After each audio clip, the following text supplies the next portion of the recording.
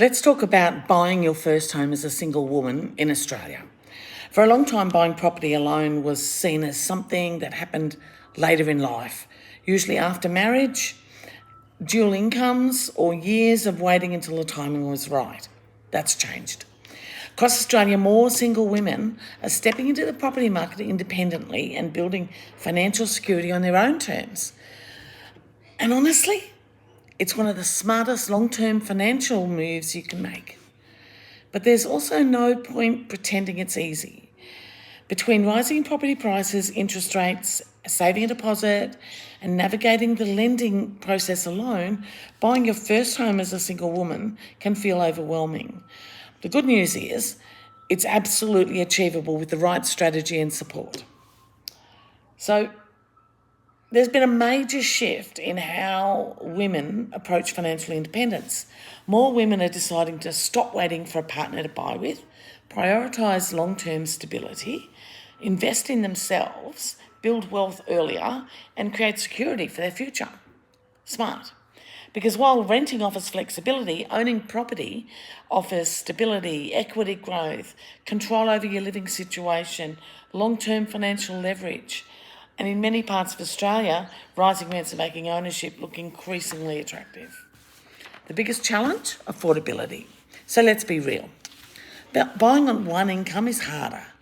You're managing living expenses alone, saving a deposit alone, servicing a loan on a single salary, rising interest rates, and stricter bank servicing rules. That doesn't mean you can't buy, it just means strategy matters more, a lot more. You don't need a 20% deposit, that's the good news, and that's one of the biggest myths holding buyers back. Many first home buyers believe they need a massive deposit, years more savings, and perfect finances before talking to a broker. In reality, there may be options available with smaller deposits or government support schemes, guarantor options, and lender-specific policies. Depending on your situation, you may also qualify for first homeowner grants, stamp duty concessions, first home guarantee scheme, and shared equity programs. So many women delay speaking to a broker because they assume they're not ready yet. But understanding your borrowing position early can completely change your plan.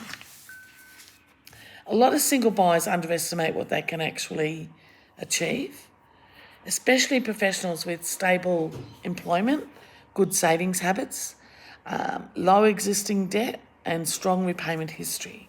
So even if your borrowing capacity isn't where you want it to be today, a good broker can help you create a pathway to get there.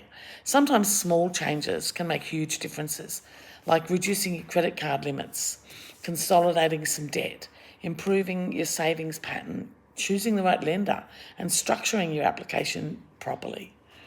Not all banks assess borrowers the same way. That's where expert guidance matters. So location expectations may need adjusting. One of the hardest emotional parts of buying solo is accepting that your first home may not be your forever home. And that's okay.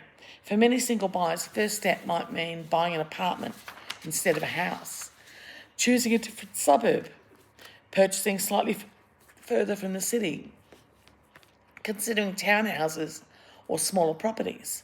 The goal isn't perfection. The goal is getting a foot in the market and building equity. Because once you own property, you're no longer trying to chase the market while prices move ahead of you. So fear holds back more buyers than finance. This is something rarely talked about enough. Many women aren't held back purely by money. They're held back by fear of making the wrong decision, lack of confidence, information overload, uncertainty around the process. And unfortunately, finance and property can still feel intimidating or overly complicated.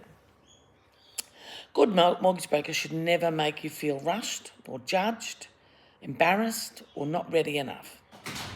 Their role is to educate, guide, and help you make informed decisions, not pressure you into buying before you're comfortable. So when you're buying a loan, having the right support team matters enormously. As a broker, I can help you understand your borrowing capacity, compare lenders and loan options, Explain the government grants and the schemes. Structure your application properly. Avoid costly mistakes. And create a realistic plan and budget and navigate the process from start to finish. And importantly, a broker works for you, not the bank. That means the goal is finding a solution that suits your situation, lifestyle, and your long-term goals. So, while buying your first home as a single woman in Australia may feel daunting, especially in today's market, it doesn't have to be.